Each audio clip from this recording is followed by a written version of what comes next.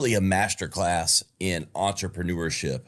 We've had over 500 episodes at this stage, and we really have started to aggregate some of the best business knowledge in the industry. And, you can read books, you can listen to shows, but we want to aggregate what we think is some of the best advice, whether you're an entrepreneur that's just started out or you're in the business for 10 plus years. These are tactics, techniques, actionable advice from some of the best. We've got 5 of my favorites here: Jasmine Starr, Jeff Duden from Homefront Brands, Sean Whalen from Lions Not Sheep, Josh Snow from Snow Teeth Whitening, and Devin Klein from Burn Boot Camp. These are some of my favorite entrepreneurs giving the best advice. That's what we do here. We take the BS out of business in this masterclass series on entrepreneurship on Right About Now. This is Right About Now with Ryan Alford, a Radcast Network production. We are the #1 business show on the planet with over 1 million downloads a month. Taking the BS out of business for over 6 years and over 400 episodes. You ready to start snapping necks and cashing checks? Well, it starts right about now. Right about What's now. Up, guys? Welcome to Right About Now. Hey, we're always getting right. It's always about now. What makes you keep pushing forward? What got you? Something impacted you. Something made you that. Was it nature, nurture? What was it? Perhaps a mix of both. My father is from Mexico. My mom is from Puerto Rico. My dad came over, was like 13, 14, and then enlisted in the United States Marine Corps and earned his citizenship. So I think that growing up with that perspective, as a first generation Latina, you see your dad being given the golden ticket. And I think that, I won the genetic lottery by being born in this country, but having a father who was drilled into us, like, we are so incredibly fortunate to live in a country where you don't have barriers to do the thing that you want. It is on the back end of people who are having the chutzpah and the audacity to do something that they are unqualified to do. And so having that growing up, but then also realizing you're owed nothing. Getting into the country, congrats. Being born into this country, congrats. You're owed jack squat. Everything that you have is on the back of your willingness to do the damn work. And so what has made me gritty, knowing I'm owed nothing. Just because I start a business doesn't mean my business should be successful. Just because I start a business and it's successful doesn't mean I'm going to be the top 1%. If I go in and my perspective, just like Simon Sinek says, that this is an infinite game. There's no such thing as winning in business. You can win your own game, but many of us don't even define what the game we're playing is. And so all of a sudden we play a game in our own mind where we move the goalpost. And so it's just like, this year, it's like, I'm going to do my 10 million. And the minute we get to 9.5, it's like, no. I see what I really meant was 11. And then we beat ourselves up at the end of the year because we didn't do the thing that we wanted to do. What game are you actually playing? Because the minute that we define our rubric of success, because sometimes money isn't always the goal. Sometimes the goal is, do I have more time to do the things I want to do with the people I want to do it with? It's like, what is the point of having an $11 million a year if on the back of it you miss the people and the things that were the most important to you? You didn't win, you lost. You just didn't know what game you were playing. So for us to actually have a conversation of like, what makes you gritty? Well, first and foremost, let's talk about what we're owed, nothing. Let's talk about how we win. Setting some goals and then working like hell to get them, but not at the cost of compromising the thing that's the most important to you. So what makes me gritty? The fact that I have simply chosen, this is the game I want to play. And every time I get punched in the gut, because we always do, that's the sport. We're literally playing emotional rugby all day, every day. We play rugby in our sleep. I don't know about you. I play rugby in my sleep. I wake up and I'm like, oh my God.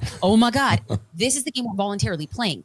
We signed up for it. We can't complain about the thing that we want to do to get us to where we want to go. So I just think, what a privilege that I get to wake up, go on a walk in Newport Beach, have breakfast with my daughter, have a conversation with somebody I find intellectually stimulating where we get to help and empower other people. And then I get to go in and do coaching on the inside of Social Curator. And then I get to create content. I get to do podcasts. What an honor and what a luxury. So if I want both sides of it, the lifestyle, the luxury, I better be able to wake up after my teeth have been knocked out and say, okay, this is the game I'm playing. I'm chosen this. What an honor and what a privilege. I better show up that way. Man, I love it. I like you. Yeah. Why do some people always think they're owed something? Why are we that way? And I'm not saying me. Nobody owes me shit. But like, what makes, is it just Americans being spoiled? And I'm not saying everybody's that way, but we know, if we're being real, a lot of people feel that way, which is why you stand out like others stand out, because you work for it. You just keep going no matter what it looks like. But I don't understand what bits people, I don't know what, a lot of people are that way though. They just think they're owed it.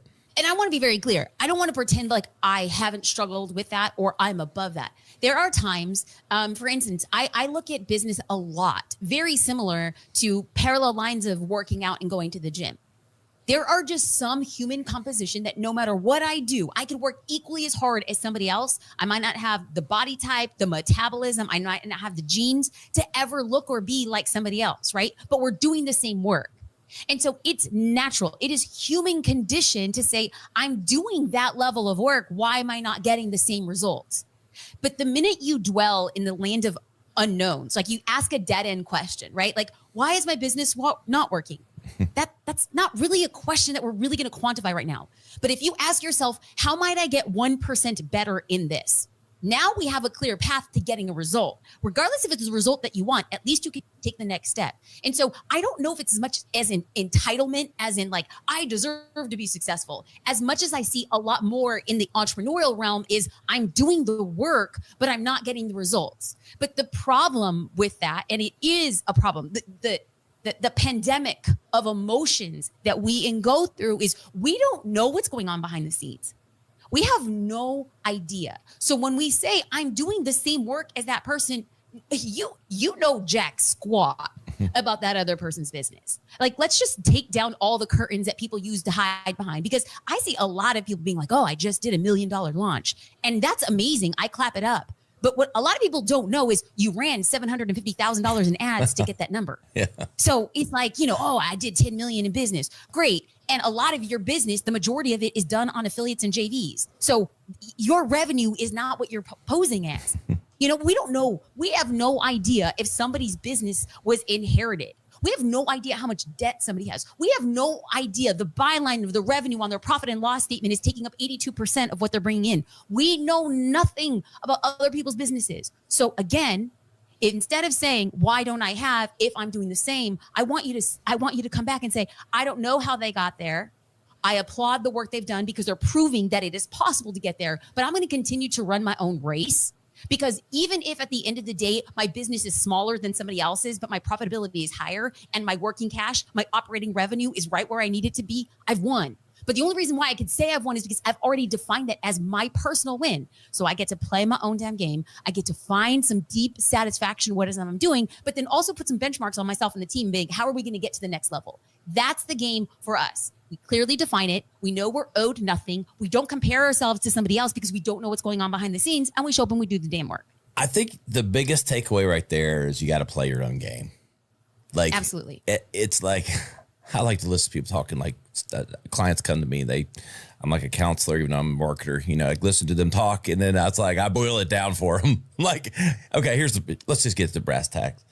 You got to play your own damn game. And it's hard because the irony of this, and the irony of what I'm going to say is social media amplifies everything that puts everyone else's game full force in your face, whether it's fake or real, or, who knows? Like you said, you don't know all the details behind.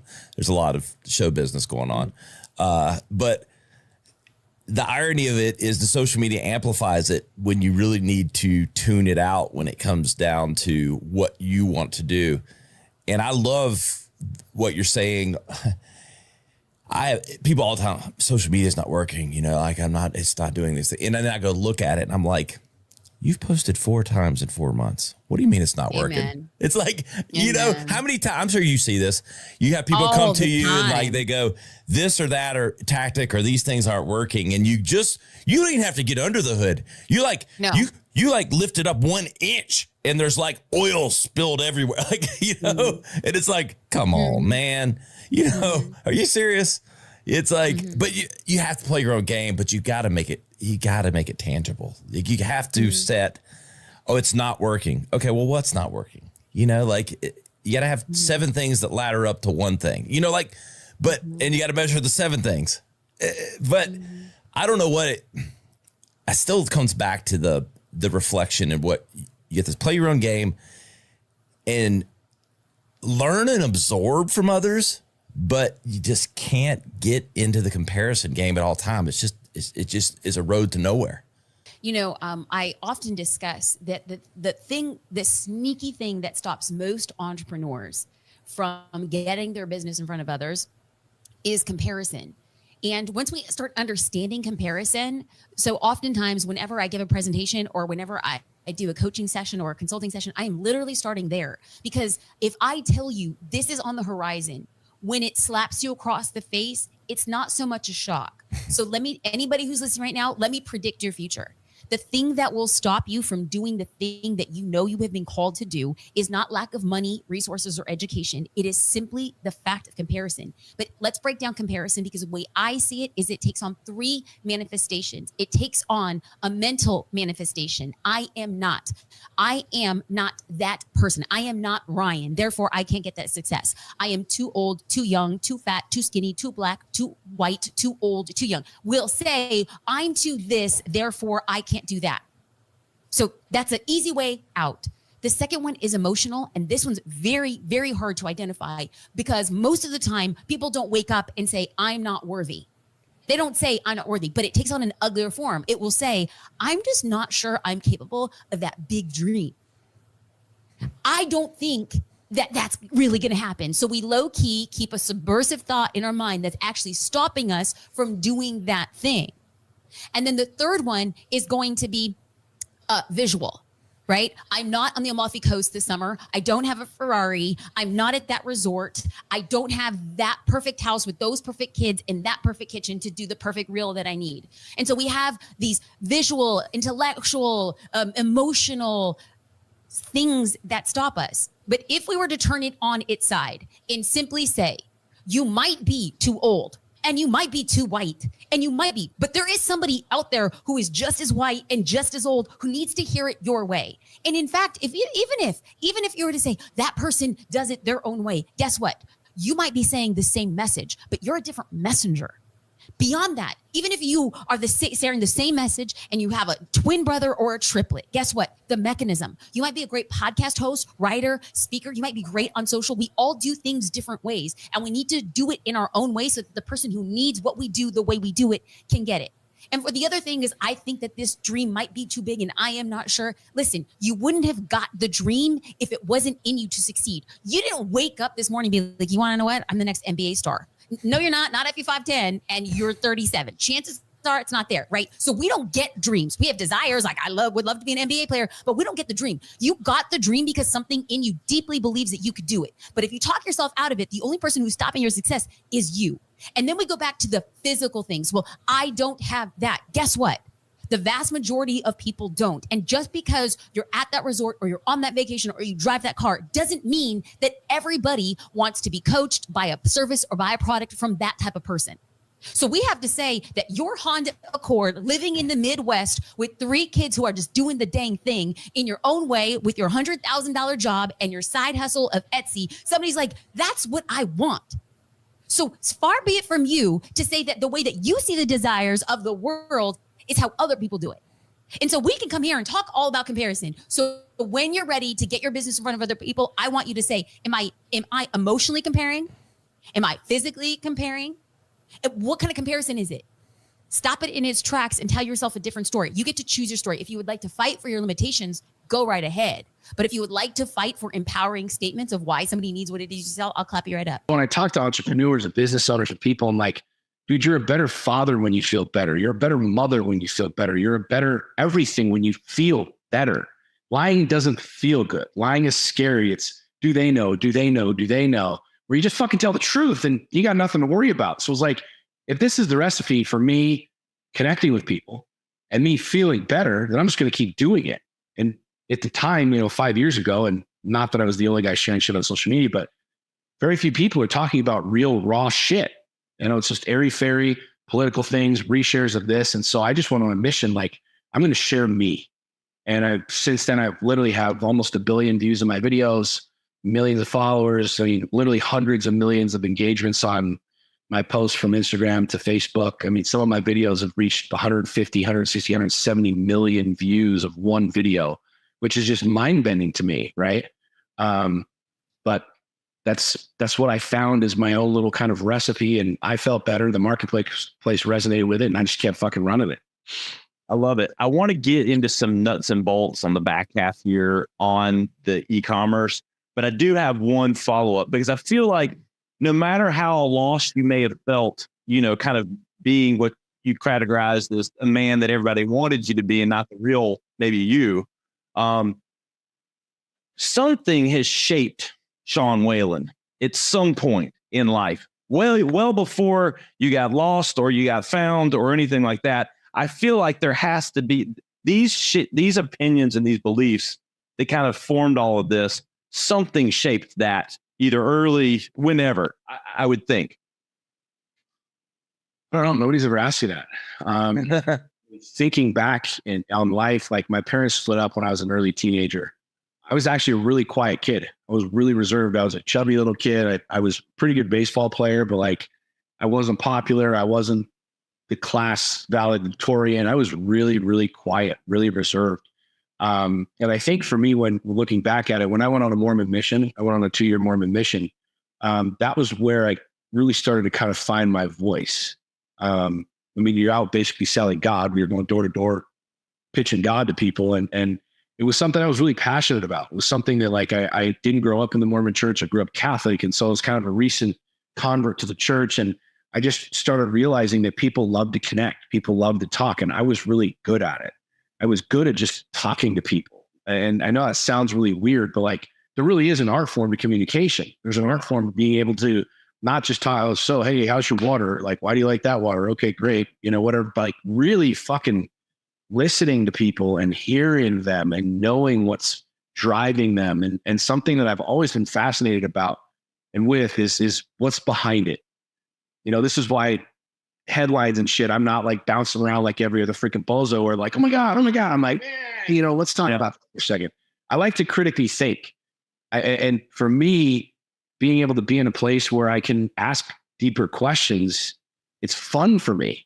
Yeah. And I found, you know, on my mission is I was talking about God. I mean, God's such a crazy topic for so many people because you have people that are way over here and then people are way over here and people have no clue. And so it kind of forced me to really, number one, find my foundation, like what I really believed and how I really felt about life and who I was and purpose and the entire thing. But I found out like people just love to connect. And so it's just become almost a skill set, an art form that I've just gotten better and better and better at is communicating with human beings. But, you know, it definitely doesn't come from my youth. I mean, I was a quiet freaking kid, man.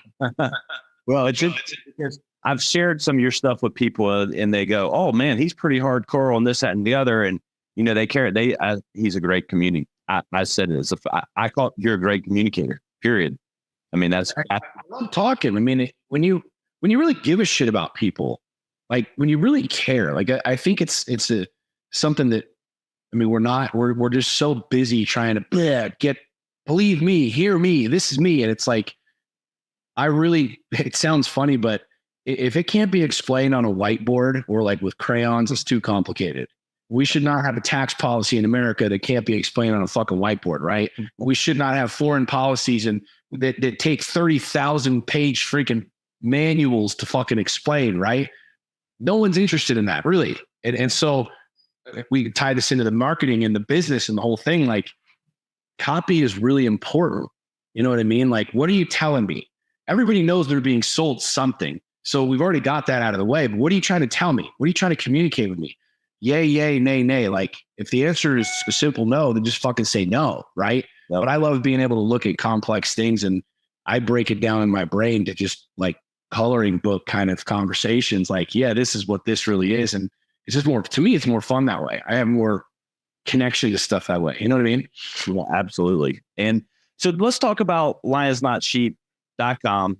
I mean, you know, we work, you know, we're at a digital agency here and we work with a lot of brands that, you know, they come to us and they have great products, but they have no story. Right. And yeah, I will take a company that has a purpose and a story all day because it's organic. Again, it just becomes about blocking and tackling.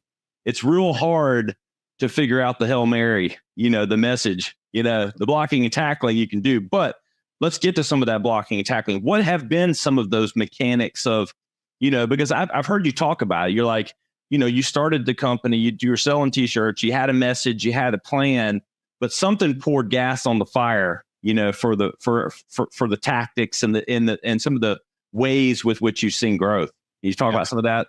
Yeah, for sure. I first of all, there's two philosophies in my opinion. Like anybody who's a really, really, really good ad guy or copy guy or whatever, I mean, you can take any product and figure out a way to sell it, right? And there's a lot of people that do that. They take, products from China, they're really good. They figured out the game, the algorithms, so they can do that. And then there's people that have passion behind something. They live it, they breathe it, they sleep in it. It's big to them because their kid has cancer and they want this product out there and they want this thing or that thing. And there's a story and a connection behind it. And either one of those is phenomenal, right? But I think the people that struggle the most are the ones that they feel like they have that passion and they feel like everybody's supposed to have that passion. Dude, this shirt is so badass and this saying, and everybody's going to buy this saying and this entire thing. But like, I've found for me that I embodied Lions Not Sheep. It literally was for me.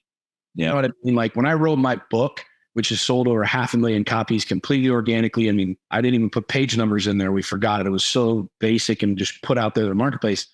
I wrote a book that I wanted to read, like that I would want to read. And I think a lot of people need to realize, like, what do you want to wear, right? It's easy to come up with slick marketing and slick products and whatever. But if there's no marketplace for it, it doesn't fucking matter how great your landing page is, how this, that, the other.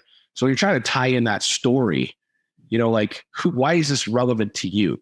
Like, why do you believe in this? And I've literally for the last couple of years, I've been talking about Lions Not Sheep. It's become me, and people have watched my journey as a father, as a business owner, as a man, as a divorced guy, as a dating guy, like all of these things have been really transparent. And I think people vibe with that. They resonate with it, right? And so for me, Lions Not Sheep, everybody's been telling me, dude, you're in the perfect storm now with the whole political climate and Trump, because it's like you're one or the other, right? You're picking I do the lion or you're the sheep, which is great, but yeah, there's 175 million people on your side. We're right down the million. Here's what's cool is everybody now wants to jump on that, right? And they want to plug into that emotion. They want to plug into the political climate, whatever.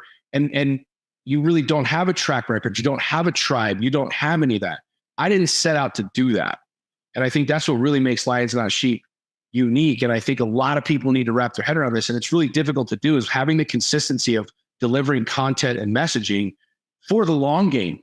Because now we're in the perfect fucking storm. Now we're crushing because so much content has been put out there over the last couple of years. And it wasn't with the objective of selling t-shirts or selling hats or selling any of that shit. My mom literally, she retired last year and she was bored as shit. I said, Mom, come help me make t-shirts. And so we had one heat transfer. She was in the office and we'd sell 20 shirts a month, just people stumbling on the website. And she'd run down, she'd get the shirts and she'd make them and she'd write a little note, package them all out. And that was really what the apparel brand was until the beginning of this year.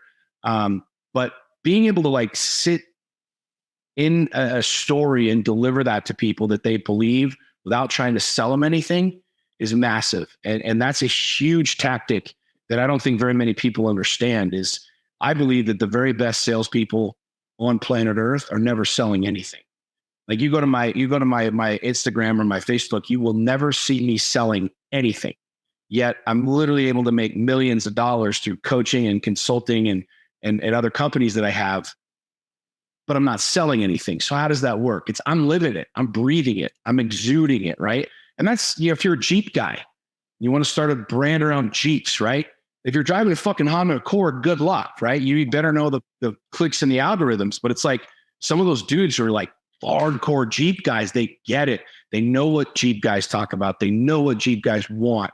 And they're able to exude that message, right? And people instantly resonate with it. So I really do believe that you're in a day and age where we're completely bombarded and flooded with products and things and ads and messages. And if you want the short game, you better freaking figure out how to become a really good marketer, a really good copywriter, and buy ads better than anybody else. But if you want to build a real brand, like something that has legs that will be around for a long fucking time, that resonate with people, like, why is it important to you? And you better be fucking living it. If you're living it and talking about it, everybody's like, my personal page or my this page or that? I don't even know how many hundreds of thousands of followers on my personal page. I have way less than my business page because I'm always living this, talking about it, breathing it, eating it. And you'd be surprised how many people could plug into that. And now that we're turning on ads and running ads and doing shit like that, where I have almost 1 billion views of my videos, I can now target some of those videos and you know what I'm saying? So, but I've been playing the long game and consistently doing the content, consistently talking about it. And people just know, like, some people will see the shirts. I get messages where they're like, dude, that's the bearded guy. Like, that's the bearded guy. They don't know my name because they recognize my video or a post. They're like, I know that guy. That's his thing. Right. And it's really cool. What's the vision? I mean, where are we going? You know, I know you're knee deep in a lot of things. I know this has opened doors, and got, you know, your coaching, How to Make Shit Happen is the book. Everyone listening, go check it out on Amazon. Is it Amazon or just your personal site? Amazon. But where are we headed? Where are you going? Well, right now we're trying to put the wheels back on the bus. We got our asses kicked in production. We grew so fast. I turned everything on back in March. And what I mean by that is I hired a team to come in. We started running ads. I'd never run an ad before. I'd never put ads out there. And we went from that to, you know, we were doing $2,000 to $3,000 a month of just apparel sales.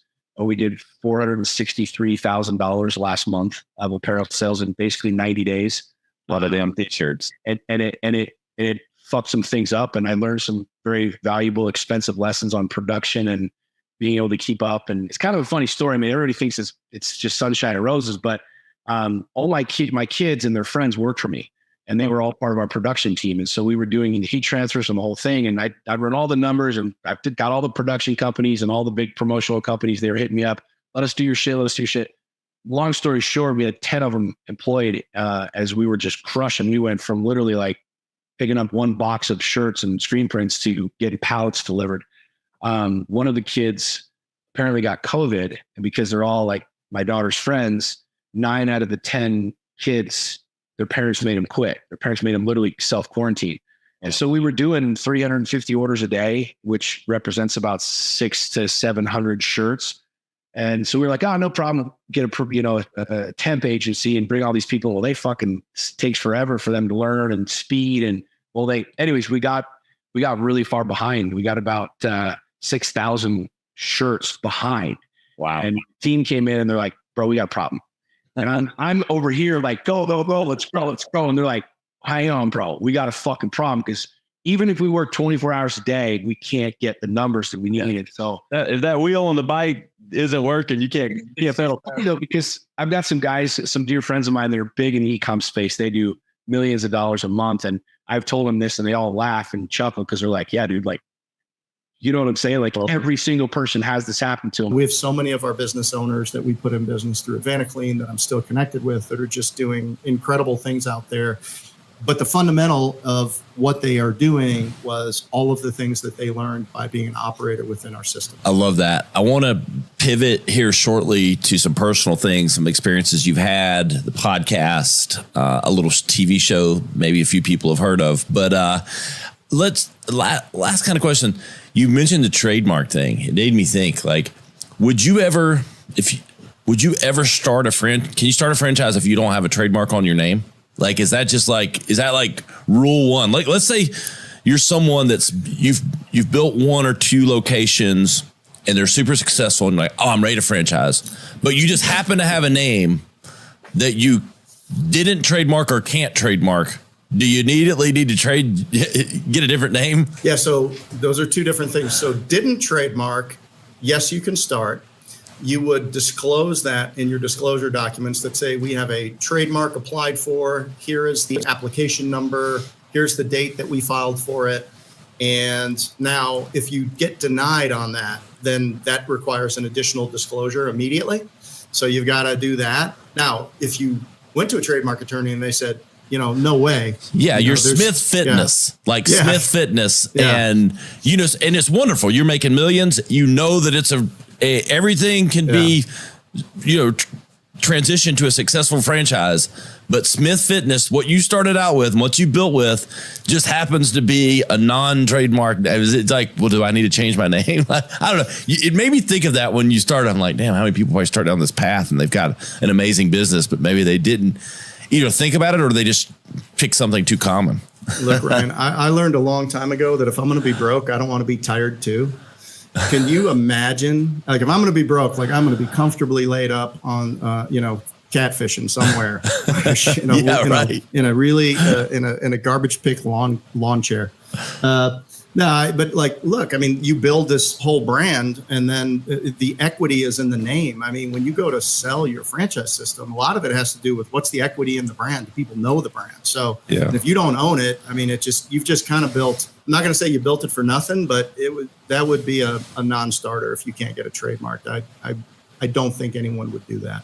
So yes, you would have to go through a rebrand, and you would think that in this day and age that every good name's taken, but it's not true. There's all kinds of variations of things you can get. You can make up words. There's get a little Google. Creative.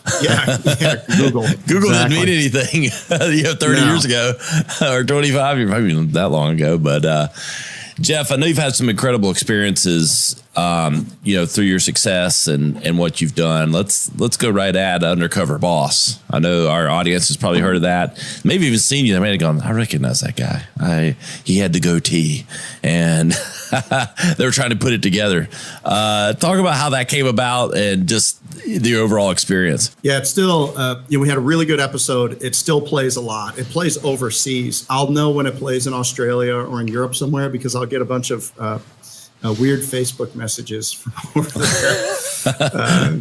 So in 2016, they were filming season 8. And they had somebody drop out at the last minute. So one of the things in life is if there's no reason to say no, then you say yes. So they came to us and said, we've got 2 weeks to do this. We've got 7 or 8 people that we're talking to. We'd have to fly out from California tomorrow, shoot a sizzle reel, put it together, pitch it to NBC. And they would, or was it CBS? I think it was CBS. Pitch it to the CBS. Network. Yep. Yeah, it was pitch it to CBS.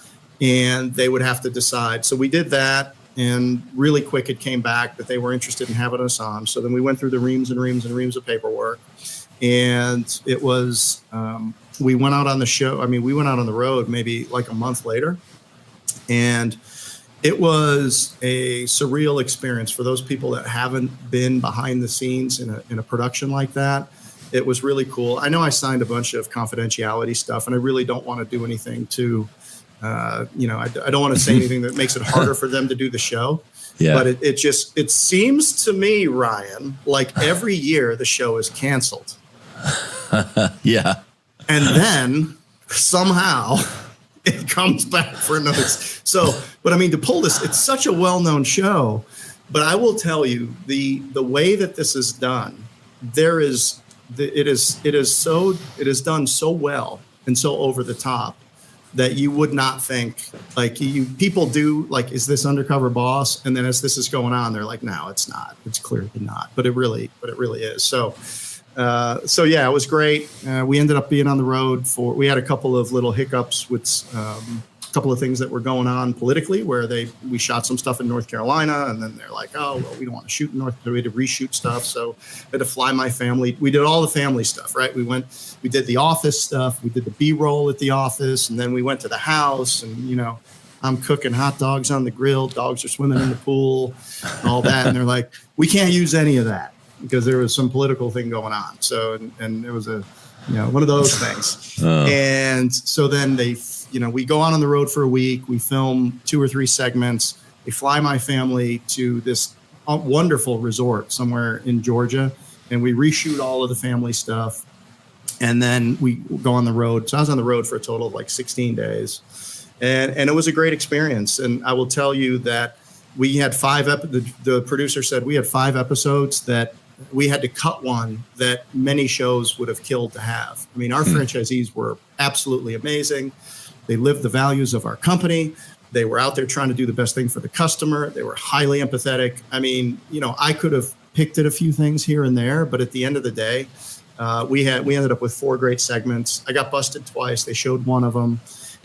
But it was really, I think what's interesting about the process is, so, we have you haven't been here yet. I think you're coming, but I don't, you haven't been here yet, but we have a 22,000 square foot building on a 5-acre campus. It's kind of got broad shoulders, and I coached over 30 seasons of my kids' sports, and we would do, my daughter's basketball team would practice in our warehouse. I lined the side yard as a football field, and that's where I coached our Pee-wee football teams when the kids were growing up.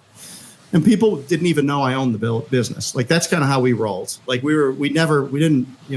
people had no idea really what we did, the scale of the enterprise. They didn't know that, it's nice they let you practice here type stuff. And so, like, we were pretty under the radar, and I sat my kids down on the couch in our bonus room, and above it is a quote on the wall we put, and it has kids' pictures of them doing whatever it is they did that we wanted them to think we were proud of them for, and then it had this quote from Jerry Moore, the football coach at Appalachian State. It said, "Always do more than is expected."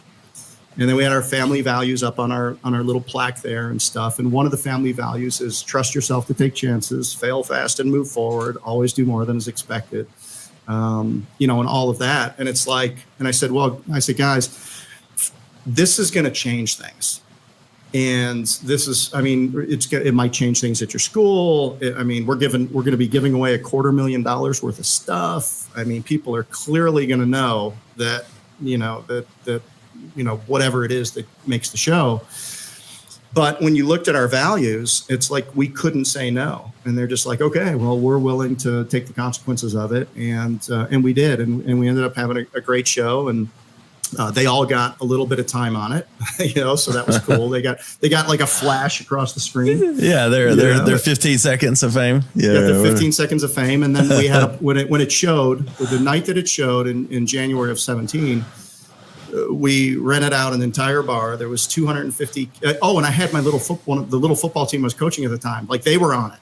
So that was cool. So we had awesome. About 250 people came, kids that I've coached, their families, all the employees, their families, the local news. And we saw it for the first time, along with 7.1 million other people. And I'm telling you, it was a great show. And it did so much for the business and the brand and the franchisees, really just confirming, like, really living the values that we had, that we knew that we lived within the 4 walls of the business. But, being able to display it to the world and put the franchisees front and center was just an incredible opportunity. So I always encourage people to say yes. And there's risk, because if you watch that show, some of them go very poorly and you have no control. Yeah. And I will tell you, man, they tried to wear me out, like early, late, 3 times a day, an hour in front of the camera, asking me probing, kind of questions that would be incendiary, trying to get me to break. And I just said, I took the whole position that said, if I don't, they can't use anything that I don't say. Yeah, that's smart. I hope you got media training before. That sounds like you did. No, I didn't. But I knew that I had a irresponsibly quick mouth, and I needed to put clap a lock on it. But we did good. We did good. Two questions on that for transition. Like, first, and you mentioned it, it was good for the business. I tell people that they don't completely recognize, like, with things like Shark Tank and things like these things where you can get your company like out there, like the monetary and brand impact of that awareness that you can't buy, by the way, or you can, and it's just way more than you'd ever spend. I'm assuming there was some rebound. I'm like some upshot from that on some level. It was immediate. We ran a call center. We answered 250,000 inbound phone calls for our franchisees, and we did it very well. And there was many jobs that said, I saw your company on Undercover Boss, and I'm giving you this job for, like, they were touched by the episode, and franchisees directly got work attributed to it. There was a spike in franchise sales. So, but it wasn't It wasn't massive. It was, but also, but being able to use that episode kind of as a piece of content during the process to really exemplify what we stood for, how we rolled. It tells, I mean, my gosh, it tells the story of our brand. They did obviously a great job with it, and little graphics and little trucks and a map and all, so you could watch the first 4 or 5 minutes of that thing and get our whole company history and in a high production quality. So just that was worth, $250,000. The first 100 million in sales that we generated were entirely bootstrapped. So the first tranche of our lifetime sales came from, a big chunk of it was Facebook advertising. So 2017, 2018, even 2019. When it was working, when it worked. Exactly. And even before that, right? If so, it started even earlier. There were Moise Ali from Native. He talks about generating $1.50 subscription signups for $12 a month deodorant and just like infinite demand. And he sold that business for 100 million cash in like 2 years from started. Very successful. It's still very around everywhere.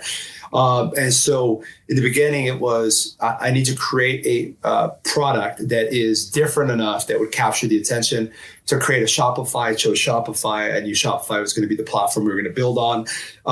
I started developing the product by talking to my dentist, my orthodontist, my oral surgeon. What do you sell in office? What products? I went and bought as many products as I could.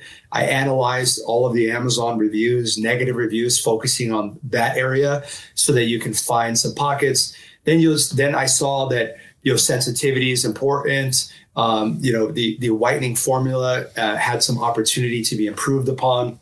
The delivery method of being able to plug it into their phone, which we invented that ability to power it by the phone, because the very first version of Snow was $95 and it was a battery powered light. I did not like it very much, but we needed some delivery system for the serum to be able to test it out on the customers. So I started running ads, and it was pretty quickly a success. I set up the first version of the website, and then I had an agency come in and publish it. So we got it up on Shopify very quickly. And then that was after about 6 to 9 months of talking to my dentist, reaching out to suppliers, searching who makes toothpaste, who makes this, who makes gel, and then getting samples, and then tweaking those formulas, and then getting some testing.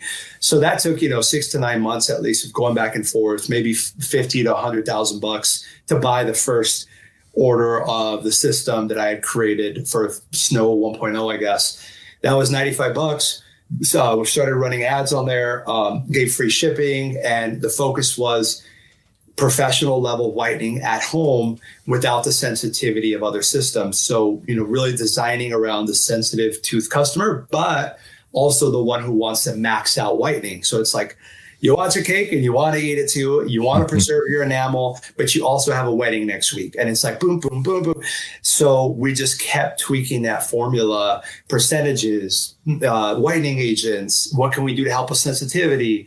And so continue to tweak that. Then it became a device business as well with our LED technology, which we now have multiple versions of. We have a wireless version, colors, lilac, special edition. We have a black one, limited at Best Buy. Just all kinds of colors and types. And so at the very beginning, it was one product, which was really a couple products in one. And that's what we now have sold nearly 2 million times of that system, which has evolved now to wireless, our current wired system today, which is the #1 made in America teeth whitening system in the world. And so that's still our most known product, was that original teeth whitening kit, all in one at home. We invented the verbiage, teeth whitening wands, the teeth whitening system, just a lot of these verbiages that were a little more seen in professional, but that people could buy with free shipping, 2 days, 3 days, it's in your hands. So that was the very, very start. And the goal was, if that works out, then if you walk down the oral care aisle, couldn't Snow have a version of everything in there? Flossers, toothpaste, mouthwash, a toothbrush, a water flosser, aligners, all kinds of these products, mints, gums, breath sprays, all those products couldn't still have a version of that if this is successful. And now today, our product portfolio represents an oral care and personal care portfolio of 30 plus individual SKUs, multiple award winners, with multiple of them winning multiple awards across the board. We have the best whitening strips, best toothbrush, all of these awards that are decorated on the site.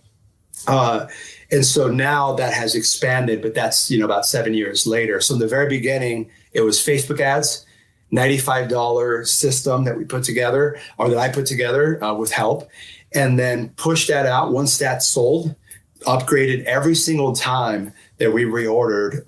The goal was, how do we upgrade the formula, take the feedback? I was calling customers myself. And now I had built and sold many companies beforehand. I was, independently wealthy. I could have poured a lot more money into the business, but I was still ruminating on, is this something that has legs? Is this something that I think it is? Like, am I crazy? And once I started to see that, then it became hiring more products, different versions of the products, more channels to acquire customers. Now we're in CVS, Walgreens, Best Buy, Neiman Marcus, Saks, Macy's. So now we're in about a dozen premier top retail partners today.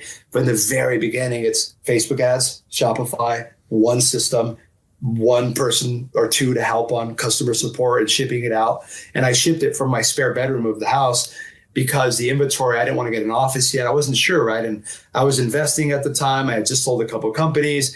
So I said, I want to see kind of if this could be my next thing, And sure enough, it certainly did. As you expanded past Facebook and started to get the broader, Facebook has people, I don't think realize how many billion people are on Facebook and how broad, the awareness is. But what was the percentage of like U.S. versus non-U.S. And we talking pretty much 95, majorly U.S. based?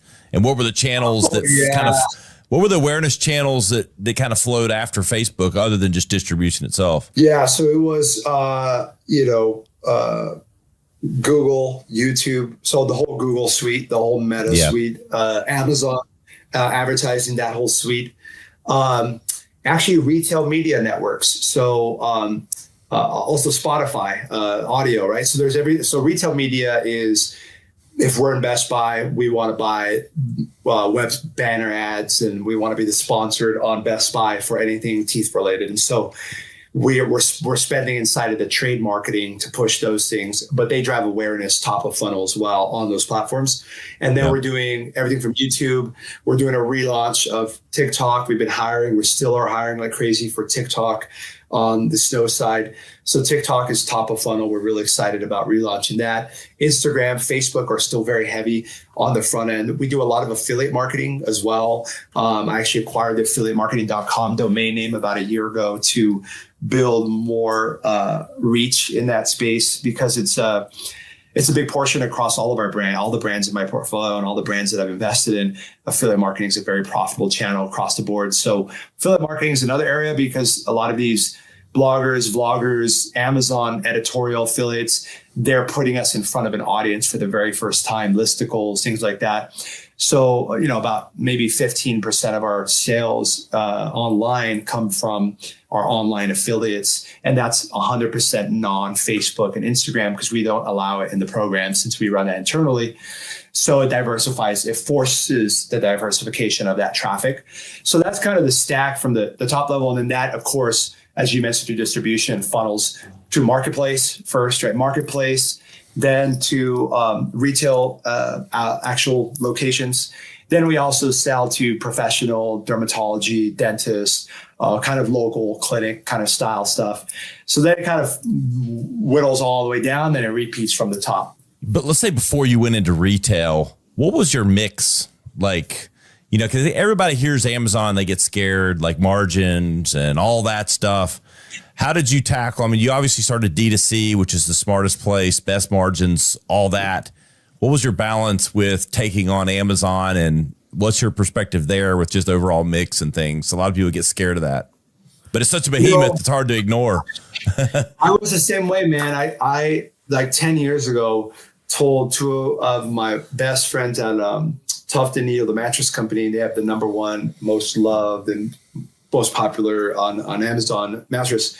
And they had a very successful exit and huge success. They bootstrapped it, but they leaned into Amazon. And back then I was anti-Amazon. You don't own the data. You got to pay them 15, 20%. Everyone gets refunds. No. You got to lean into Amazon. Over 50% of retail searches online start on Amazon, and they end there because people go straight there to search for shoes, white sneakers. Like, they're going directly to search. They're buying there. The conversion rate's always going to be higher than your website. It is what it is. I mean, they've invested tens of billions of dollars into infrastructure because Jeff's a genius, and they know that if they can outsmart logistics and get the customers hooked on 2-hour delivery, that's going to put a lot of pressure on merchants. But I know that Amazon's a public company, and because they're a public company in the US, there are antitrust laws, which means that Amazon cannot get more than 51% of its revenue or 50% of its revenue from its own products. So all the private label they do, all the kind of things that they're doing, they cannot. I think it's like 47%, 46. You can Google it. It's like somewhere around 46, 47. So they scale it much higher. Line there. They just keep it going. They got to keep that 51% marketplace revenue, which allows people like us to take advantage of what Amazon built. If it weren't for antitrust, they'd kick us all off. So like that'd be my guess, right? Like if you're on Amazon, why would they just make all the products and copy everybody? And they'd be in a lot of patent trademark lawsuits, but they'd manage those with all the lawyers, but they'd get it done, right? And I think it's like, look at it. It goes, I last year was our biggest year on Amazon. I mean, every year is our biggest year on Amazon, but last year was a significantly good year for Amazon. So we go, wow, we need to really hire in that direction. We need to really double down our partnerships in that direction. We need to really tweak our affiliate marketing efforts in that direction. And so we went through it and said, we want to double down on Amazon and utilize our strengths, utilize our thousands of reviews, utilize our millions on our email and SMS list, like utilize our assets and our retail placements that are very unique to us in our industry to be able to show off on Amazon and build that business. So we have a goal for Amazon on its own to be a 9-figure business for us in the next 3 years from an Amazon very focused scale plan, hiring plan, partnership plan that allows us to take advantage of the Amazon platform and marketplaces, Walmart.com, et cetera. Because what happens in a recession, and this is fact proven, I read this, they said during COVID, people went back to what they felt most comfortable and safe and secure with. So they went back to Walmart. They went back to Target. They stopped venturing out so much onto all these D2C websites and all these unknown things, all these unknown subscriptions. Recession hits or money gets tight, inflation. People are more likely to I'm just going to go to Target and get everything. I'm going to go to Walmart and get everything. I'm going to go to this website, Amazon. It's convenient. It's cheaper. I'm just going to do it on Amazon.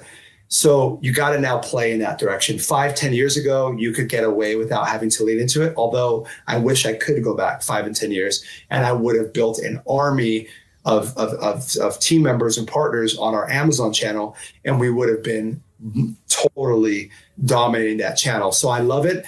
You do get access to email your customers now. They've got some new things. There's all kinds of stuff, but it's the only platform that's driven by sales. So you can become the number one in your category, even above the big companies, by sales volume. So you can direct your sales. Like if Snow directed all of our sales to Amazon today, which is maybe 15 to 20% of our US digital revenue. So let's say we put all of our US digital revenue into Amazon. We would be the number one in every single category above all of the incumbent brands just because of velocity. Right. But we would give up 15% at least margin based off of versus our own. You give up some data. But I got to tell you, there are days where I go, That's not the worst idea, but there's a better way to go about it. Build up the Amazon presence and build up the traffic and build up the list. So, long story short, anyone listening, I would triple down and look up a company called Hero Cosmetics. Look up a company called Zesty Paws by one of my good friends. And they're a $500 million pet supplement brand. 100% of their sales pretty much were from Amazon. Look up Hero Cosmetics. They have a miracle patch for acne. $20. They sold for $630 million, I think, the beginning of this year in January. $40 million in profit just through Amazon. It was an Amazon-driven business. So these Amazon businesses are getting very strong multiples. They're raising money. They're TikTok friendly. So I would say lean into Amazon harder than you ever have, and really figure out how to dominate that platform in your category, because it's the only place you can see sales as well. You can literally see an estimate of what everyone's selling. You can go look at Snow stuff and be like, oh, they're selling an estimate of this much from this SKU. It's a great platform to build on. You take pitching specifically, and there's a lot of recovery nuances, a lot of longevity nuances, we really care about that stuff, right? Because we couldn't have our product be our differentiator if we weren't focused on longevity, right? We tell people this is going to be long, hard, and difficult. And it's going to take consistency and discipline and dedication. You're not going to do it in 30, 60, 90 days. Likely you're not going to wake up one day and be strong as an ox. It's going to take 5 years. And are you in for this ride? Or do you believe that you're worth it? Right. And so we have that recovery element built in, because what we're telling people is that it's the opposite of what everyone else is saying, really, in the macro sense of hey, come do this fast. Oh, you're not okay? That's okay. Let's come in anyway, do it fast, join the membership. You can lose 30 pounds real quick. And it's okay, well, that's flat. You get companies that say one day it says they're signed on their building, the next day it says for lease. And you're like, why is that happening? So yeah, I think that's a combination of things. Sounds like you sprinkle a little bit of bigger. You do sprinkle a little bit of bigger, faster, stronger in there from my high school days too. If anybody's ever heard of that program. Oh yeah, I remember. I was sitting here thinking as you were talking. ICR, intensity, community, recovery.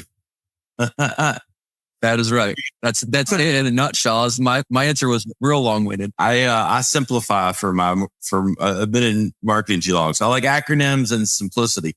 Yeah, but it's great. I mean, but that sounds like the building blocks of a long-term program, and not, like you said, a gimmick.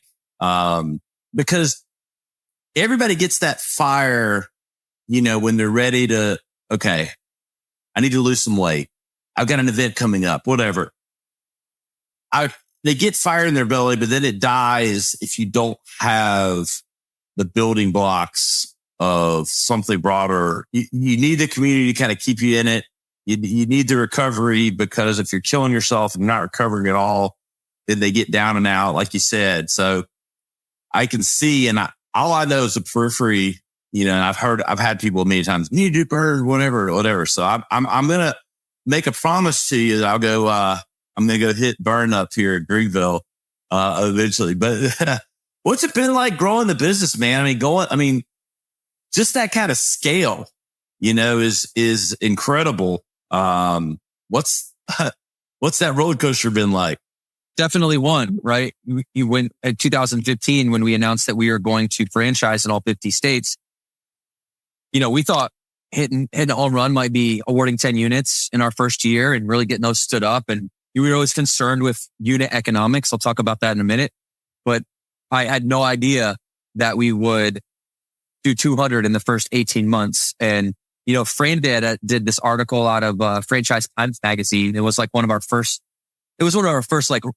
earned media pieces that was talking about business that I was super proud of. And it said that we were in the 99th percent of all growth from all franchises, of any franchise that entered the market since 2010. And this was 18 months in. And I'm like, wow. Okay, well, we better not screw this up then. So how do we get all of these gyms open, right? We got to focus on, we call it ULEs, unit level economics. It's, you had a guest on, Jeff Duden, who's from this area. He taught me this, actually. He's been a good friend and mentor of mine, throughout the years. He taught me validation in franchising, and that's in validation really in any business. It's not a franchise particular concept. but it's the stakeholders of your business being happy. It's your net promoter score. How likely are they to recommend this business or doing business with you to somebody else? And number one thing is to number one box to check, if you will, is, are they making money? And what type of money are they making? So I'm always looking for this might be something people want to write down, because I'll give you like a strategy. What I'm looking for in any business I grow is an investment. Hey, let's say the investment is at $500,000. I need to make $1 million in year one in order for that investment to be considered an A+ investment for me, right? So it's a 2-to-1 investment cash to year one revenue ratio. And that's how we want to get every location out of the gate. Do all of them do that? No. But what that's really done, having that expectation, is we've aligned clearly and early with our franchise partners who are really driving the unit level economics. We've learned that when we have that expectation, they start higher, they start with more members, they start better off, and, getting to that place of having world-class economics and boutique fitness, was a long road, but definitely a doable one, because that was our focus the whole time from the very beginning. So the big, what the hell are we going to do moment was when we had 200 and we had like 10 open. Like in franchising, it's kind of similar to fitness, what we were just talking about. Like everyone wants to just go fast, scale. It is a vehicle for scale, right? I love the vehicle for scale, but you can also scale yourself right into the ground. And you see that happen all the time in this industry, particularly the industry that I'm in, the boutique fitness franchising industry. So yeah, think about it. It's logical, right? I mean, like, I care about my people so much. Like, this isn't about money for me. This is about my franchise partners who invested their 401k, who invested their life savings, who, liquidated their stocks 10 years before they wanted to, sold their house and moved across the state, who left their family in North Carolina and moved to Missouri and stayed in a hotel room for 3 months away from their children so they could go chase their dream. This is all about returning an ROI for them. And so, with that type of mindset, that real people first core value, we're able to take what's in the gym, translate that up to a franchise partner network, translate that into an HQ culture. Now we're on the East Coast, so we're on the West Coast, bi-coastal headquarters, operating the business that way. And where economics are better than they've ever been. We use annual unit volumes as a measure in franchising, how much each individual gym makes on average. And we'll be up near the 600s at the end of the year, which is, top 3 in our space. So people first. And I'm going to preach that to the day that Morgan and I hang them up, which we're in the big leagues now. So I'm going to stay as long as we can. You take care of people, they take care of you. That's how that's usually, that's right. Reciprocation is, powerful just when you're trying to do the right thing. You said you started, I heard licensing in there. I talked to Jeff about this a little bit, like licensing versus franchising versus, like the thought process there. And, you mentioned it. If you aren't serving your franchisees, then what are you doing, as far as growing the business? Because again, if you're servicing them, they're making money, they're happy, you get more franchisees and you grow. But what's it like truly, what's been some of the secret sauce to scaling like that? Like now that you've done it, was there stuff that you would have gone, damn, I wish I'd done that sooner? Or, what are some of those learning lessons? Like, definitely the number one thing is, if you're going to scale your business fast, you want to invest ahead of that growth curve. You've got to anticipate that. I heard Tony Robbins once say that anticipation is the ultimate power for any entrepreneur. And if you're able to see over the hill before anyone else can, you can see the horizon when over the horizon when no one else can. Well, your ability to navigate your way there, is geometrically enhanced. And so what I always try to do is set big goals, for the system, starting with unit economic goals, and then set more broad range targets. So I stepped on the stage, at our summit in 2021, and I said, we're going to build 10,000 units to the moon. And half my system was like, cause we're a competitive culture. They were like, let's go. They're all pumped up. And the other half was like, how the hell are we going to do that? Like, I don't know. Like, I trust you, but that's a lot of units, right? It's like, how are we going to do that? The beauty is, like, I don't need to know how we're going to do it. I just need to know that's a big enough why, there's a big enough purpose, because the people you're impacting in your community are also in other countries and they deserve the same thing. They deserve a people first fitness product. And so, but we're only going to do that through you guys, right? How we're going to do that is focus all of our energy on putting more money into your pockets so that as a franchisee, you're able to get those AUVs up and then reinvest into the brand. So for us, just to give you a lay of the landscape, like Burn Brands is like, that's Burn Bootcamp, and that's the front runner. That's the spearhead. Franchising really is about distribution, right? So now we come in and we have a nutrition business underneath, an activewear business underneath, a real estate business underneath, an investment company underneath that takes passive, non-controlling stakes in companies that we're partnered with. And, you start to, think about secular franchises and other opportunities now that you have the infrastructure and the distribution. And it's like, that makes the return on investment for the franchisees even more important, right? And putting more chips in our basket. So our opportunities, get bigger as we go forward. Yeah. I mean, 'cause that's what it is. Like, just for anybody listening, Burn Bootcamp as a brand or Burn as a brand, the way you grow brand awareness isn't always just advertising. When you have 200, 400, 500, 1,000 locations and the signage and thus in-market marketing and word of mouth, it grows the brand. It's reach and frequency at the highest level with that distribution. There's a lot of way to grow brand recognition and brand awareness that's not always just advertising in its truest sense, because every new location that throws up a sign and, community for Burn builds the Burn brand, right? Yeah. I love your marketing mind. And, if I had to pick I'm an entrepreneur, right? But if I had to pick a vertical that I'm most confident in, it'd definitely be branding. I think as a more specific term than marketing. And when I say branding, what I really mean is measuring things like brand equity. Pier 1 Imports is a good example. Pier 1 Imports went out of business and then their logo sold for $50 million. And they were just burning cash, right? If your real estate portfolio is burning cash, unless you have some brand equity or some recognizable logo or something that's going to sustain it, it just crashes. There's no recovery element there. So when I think of when I think of the people that are listening to this and they're all entrepreneurs, it's obvious that owning your own business, right? Number one, a brand, or number two, real estate portfolio, arguably are one of the two best ways to build the wealth initially. And I always put brand equity just slightly ahead because I've got a logo that means something to people, even though the brick and mortars aren't there anymore. And, so for me, it's always been about and marketers try to measure this, but I think it's just them trying to be smart. It's like smoke and mirrors. As I said, try to measure like brand lift. It's like, well, okay, yes, what you're talking about, right, is okay, all the impressions from the signage, all the impressions from social media, all the impressions from word of mouth, or one time in the mountains when Aunt Susie said something to Uncle Tim and Uncle Tim then takes his family in Seattle, Washington. Like, you can't really measure a brand lift unless you isolate variables so minutely that it disregards all the things that actually create the brand lift. So I don't know if anybody is ever confused by brand lift. I'm a branding expert and I still don't get it. But that's what you're talking about, is how does the collective touch points or the collective eyeballs on your brand. Gary Vee says attention is currency, right? And he's so right. What he's really saying is that brand awareness is your currency. And once I got all of the different units up, rocking and rolling, you'd be surprised who comes out of the woodwork. My buddies from like my junior high baseball team text me a picture of that, logo and said, my wife just joined. So yeah. And then you layer the digital paid advertising and organic social media and all the contemporary marketing stuff on top of that, like we did. And I think that's the recipe. So you got to have the layer over the top.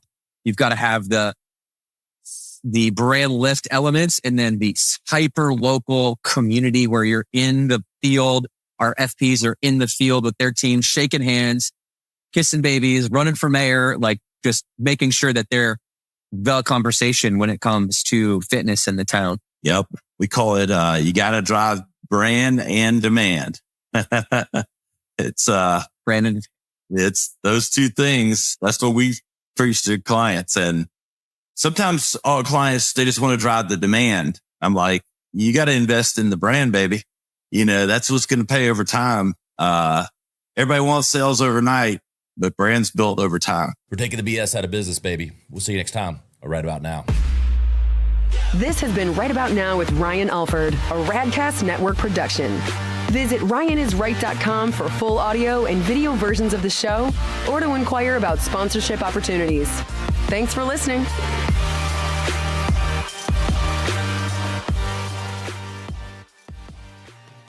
Hey guys, Ryan Alford here, host of Right About Now. On today's episode, we bring together really a masterclass in entrepreneurship. We've had over 500 episodes at this stage, and we really have started to aggregate some of the best business knowledge in the industry. And, you know, you can read books, you can listen to shows, but we want to aggregate what we think is some of the best advice, whether you're an entrepreneur that's just started out or you're in the business for 10 plus years. These are tactics, techniques, actionable advice from some of the best. We've got 5 of my favorites here. Jasmine Starr, Jeff Duden from Home